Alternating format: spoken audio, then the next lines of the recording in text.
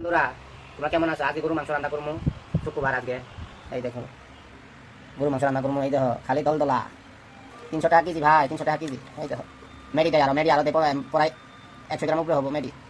হ্যাঁ, আর গ্রামে তো মেডি মুড়ি নাইকে কিছুই নাইকে, হাডি হুটি দিয়ে মাটি মুটি দিয়ে ভরি হয় বুঝছা। আরে এরকম মেডি দিব আঙুতি। হ্যাঁ, কষলে হুকি পড়বো, কষাইদের কষলে হুকি পড়বো। 300 টাকা কেজি মাংস। কালার দেখছো? মাংস কালার হ্যাঁ টক টক করে ঝকঝক করে। হ্যাঁ, আসসালামু আলাইকুম। আজকে শুক্রবার, তো আজকে মাংস রান্না করবো। কেমন করে রান্না করি সবাই দেখবেন, আর ওইভাবে রান্না করার চেষ্টা করবেন, খুব স্বাদ হবে। আগে কড়া বসাই দিছি, এই যে তেল দিয়ে দিছি, এই যে তেল দেওয়া হয়েছে। আর মাংস মধ্যে অনেক তেল চর্বি আছে, তার জন্য তেলটা তাও বেশি হয়েছে আমার হিসেবে। এই যে পেঁয়াজ ছেড়ে দিছি। আমি কেমন করে রান্না করি রান্নাটা ফলো করো তোমরা। এই পেঁয়াজ দেওয়া আছে, এখন মাংস দিব। দেখো এই যে মাংস দেওয়া হলে, এই মাংসটা এখন অল্প ভাজা ভাজা করে নেওয়া লাগবে, তারপরে মশলা দেওয়া লাগবে। এই মাংসগুলো কালকে জন্য জাল দিয়ে রাখবো, মানে 1.5 কেজি মাংস না হচ্ছে তো তার জন্য। 3 কেজি মানে 1.5 কেজি মাংস খাওয়া যাবে না, তাই না, নষ্ট হয়ে যাবে, তার জন্য এগুলো জাল দিয়ে রাখা হবে, এগুলো কালের জন্য, ঠিক আছে। দেখো এরকম হয়ে গেছে না, এখন ওর উপরে আদা রসুন যা আছে সব দেওয়া লাগবে। এই যে আদা বাটা দেওয়া হয়েছে, এগুলো মিক্স করো।